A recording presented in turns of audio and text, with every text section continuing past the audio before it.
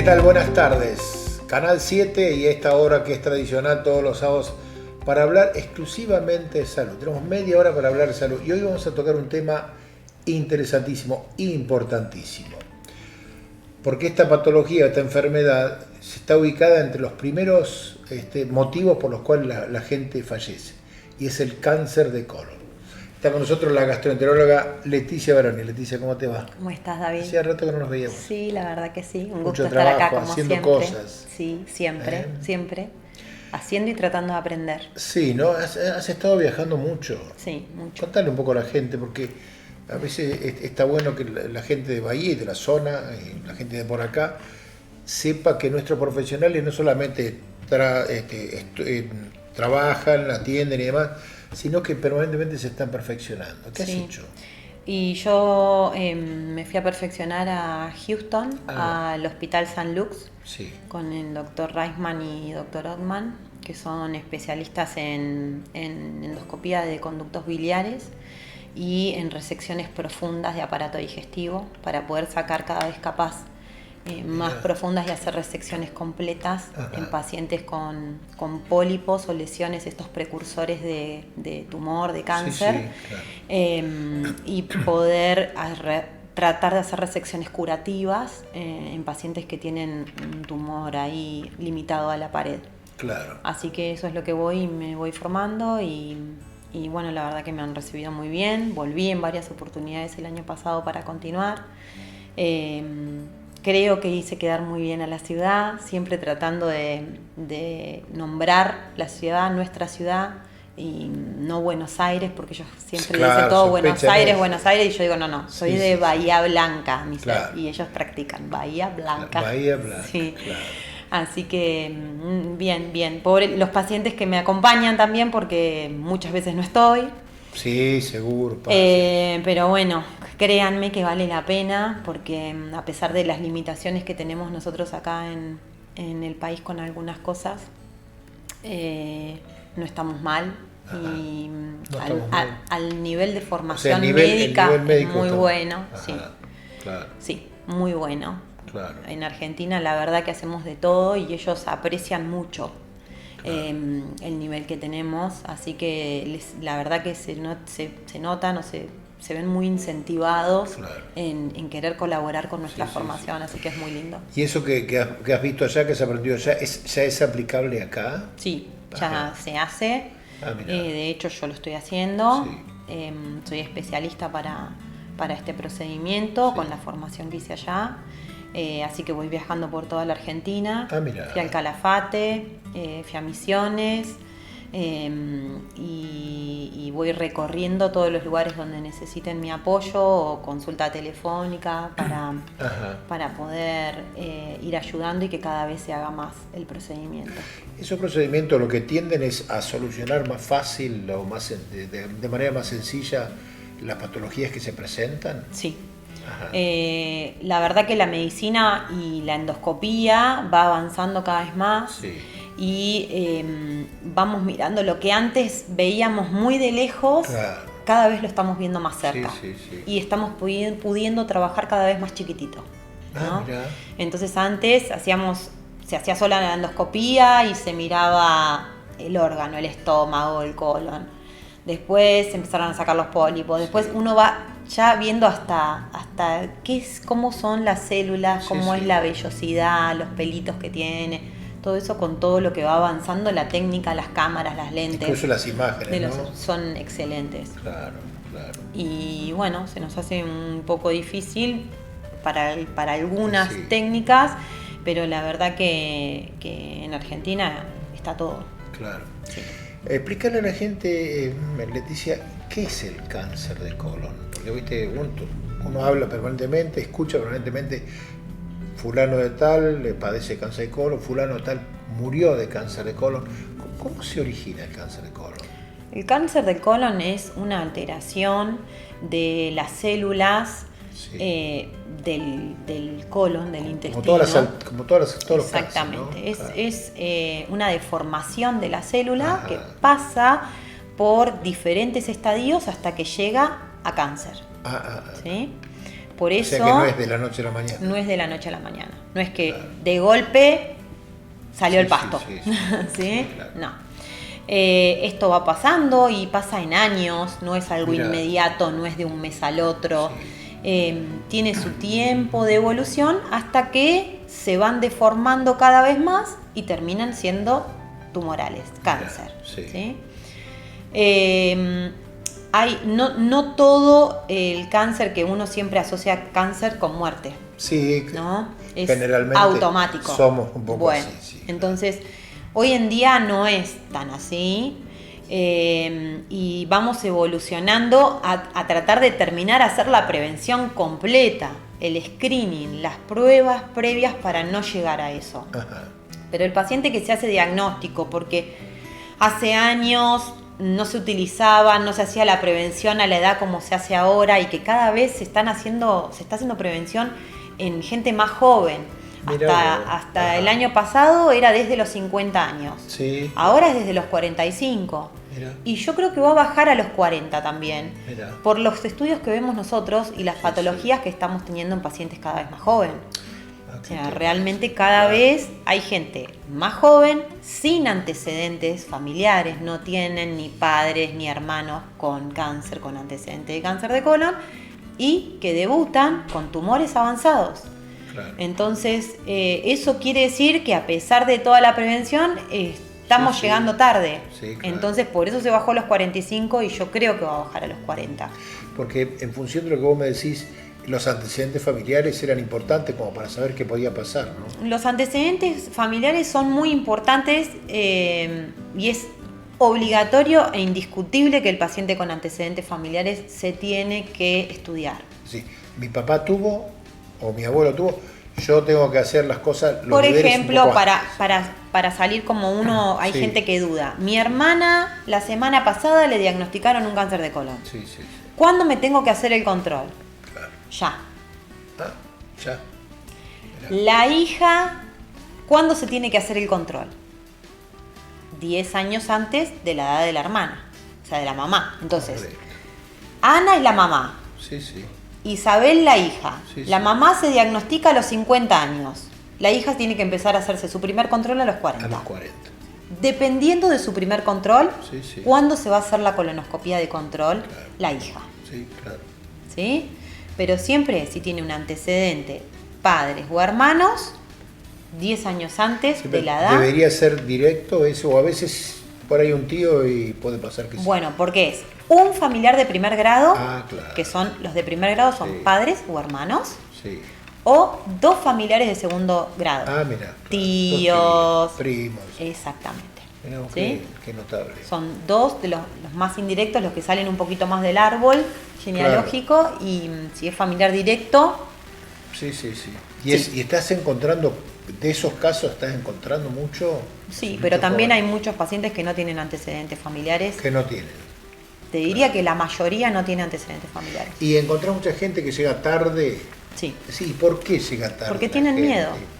Tienen miedo. Tienen miedo al diagnóstico. Es decir, tienen, mira, hay diferentes tipos de pacientes. Algunos tienen miedo a tomarse la preparación. Que no van a poder, típica, que les da vómito, que ya están pensando en que van a vomitar, claro. Pobres, y empiezan a sufrir ya desde la preparación. Sí, porque a veces es un poco desagradable. Uno tiene que ir al baño y evacúa un montón de veces. Al principio es fuerte y después. Nosotros sabemos, todos en nuestro servicio tenemos colonoscopías hechas. Sí. Damos el ejemplo y realmente no es algo intomable. No. Sí considero que hay gente que realmente le cuesta tomar. Han mejorado las preparaciones. Sí. Ya nosotros no usamos las preparaciones de 4 litros que se usaban antes. Las acotamos, vamos tratando de actualizar con menos efectos adversos.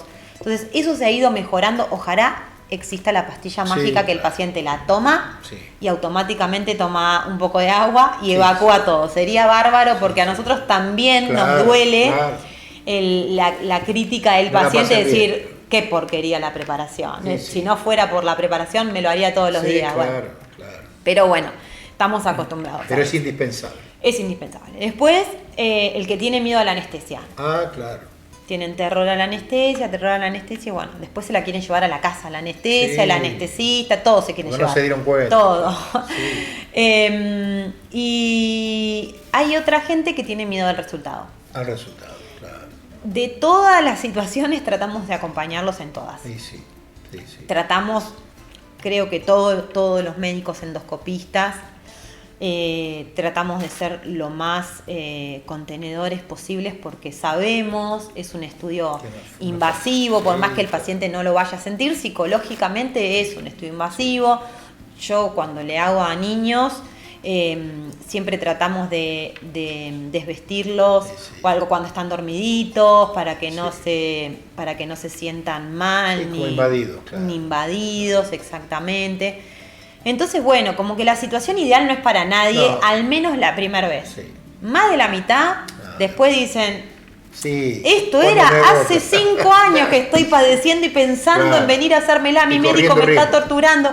Y están corriendo riesgo. Sí. Por 15 minutos de una colonoscopía poder sacar un pólipo y prevenir un tumor de colon, hacer un diagnóstico tardío. Ahora vamos a hablar de eso, los pólipos, ¿te parece? Sí, por supuesto. Estamos con la gastroenteróloga Leticia Baroni hablando de este tema importantísimo, cáncer de colon y prevención del cáncer de colon. Hacemos una pausa.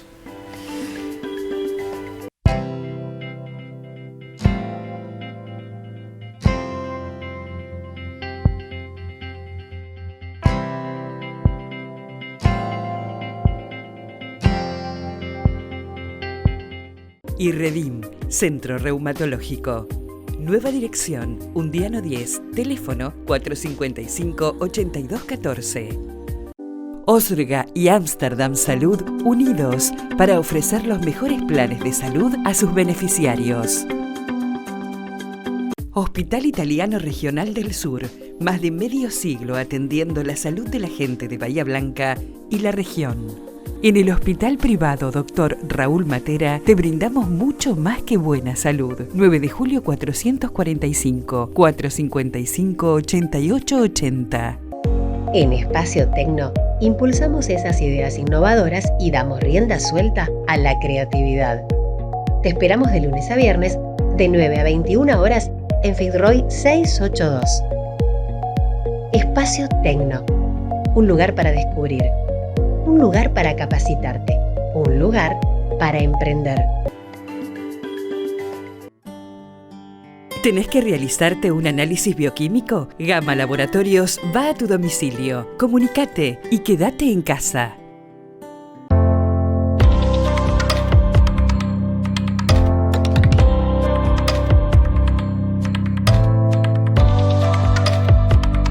Centro de Diagnóstico por Imágenes Alem. Desde Avenida Alem 222, tecnología de vanguardia y profesionales calificados. Solicite un turno al teléfono 4500-501.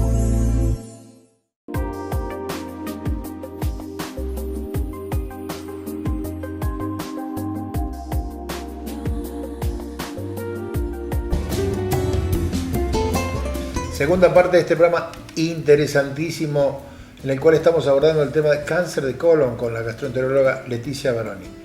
Bueno, Leticia, la persona, el paciente, se ha preparado, ha pasado esa parte donde dice que le molesta y demás, y después se da cuenta que no era para tanto, y bueno, llega al consultorio.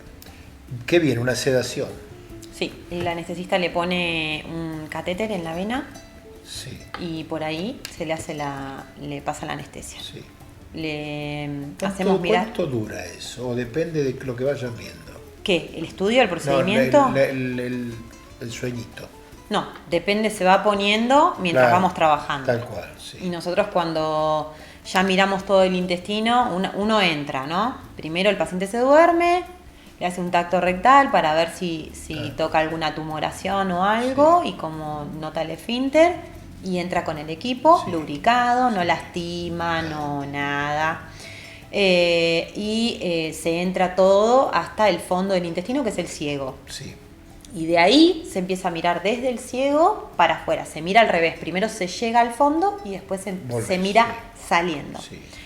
Entonces cuando uno va mirando, ya cuando se está acercando al final o pasó la mitad, le va avisando al anestesista. Mirá que ya voy saliendo, Sí. no le hagas más y vamos, porque el paciente no va intubado, el paciente está dormido como dormirse una siesta. Claro. Entonces, para que tenga una buena recuperación Sí, y más rápido. Otra cosa que ha mejorado en la endoscopía es trabajar con bomba de dióxido de carbono. Antes los pacientes salían muy inflados, les bajaba la presión por cólicos abdominales. Eso mejoró con el uso de la bomba de dióxido de carbono que se reabsorbe instantáneamente, entonces se despiertan perfectos. Alguno, no sé, una vez por semana una persona descompuesta hay. ¿Qué buscas ahí? Porque algunos te dicen, no, yo tenía divertículos. ¿Qué diferencia hay entre divertículos y pólipos? Es decir, que son uno y que son otros, y cuáles de alguna manera son más tranquilitos y otros más. Como para sacarlo primero, Sí. el divertículo es una bolsita que es una deformidad de la pared. Un saquito. ¿Sí?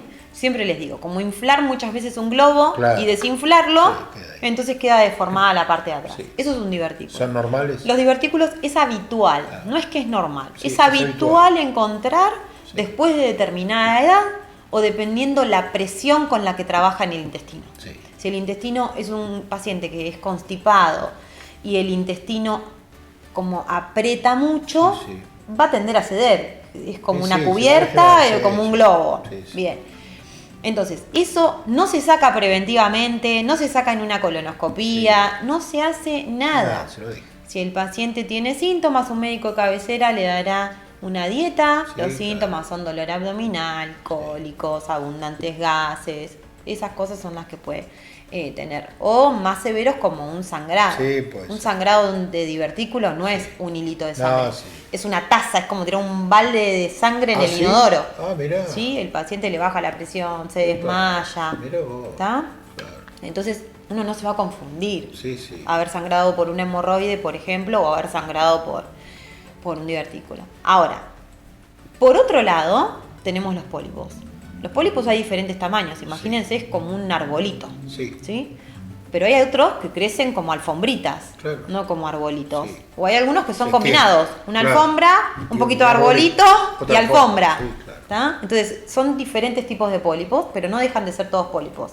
Dependiendo del tamaño, va a ser si es una lesión plana, ¿sí? Se define como lesión plana, o de lesión de crecimiento lateral, que crece como una alfombra extendida, o un pólipo plano, que es más chatito y chiquito, o el arbolito. ¿Sí? Esos son los precursores de malignidad. Esas son las lesiones que tienen riesgo de progresar a cáncer. Entonces, eso es lo que uno está buscando. Una vez que encontraste el pólipo, ¿qué haces? Hay que sacarlo. Hay que sacarlo. A veces, dependiendo si se puede hacer en el momento o si hay que programarlo. Mira. ¿Sí?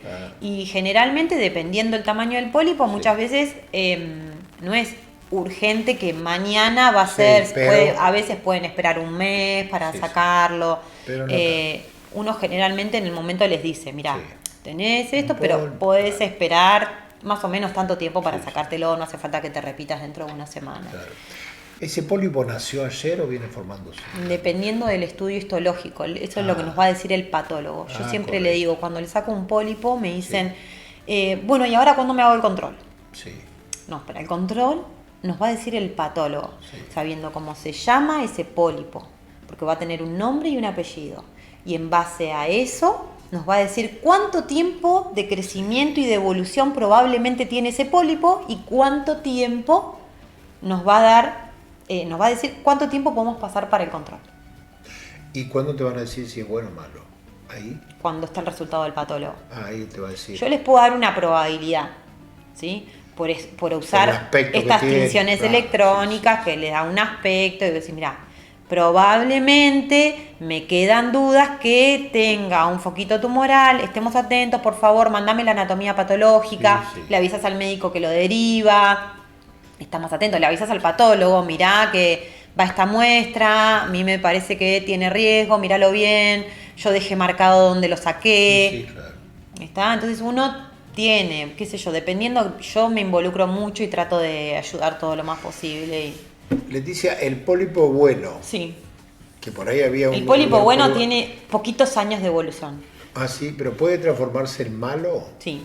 Sí. A medida que van pasando los años y se va acercando más a los 10 años de vida, Y el pólipo desde que nace Sí. hasta que se puede hacer tumoral Sí. pasa aproximadamente 10 años. Ah, mira, claro.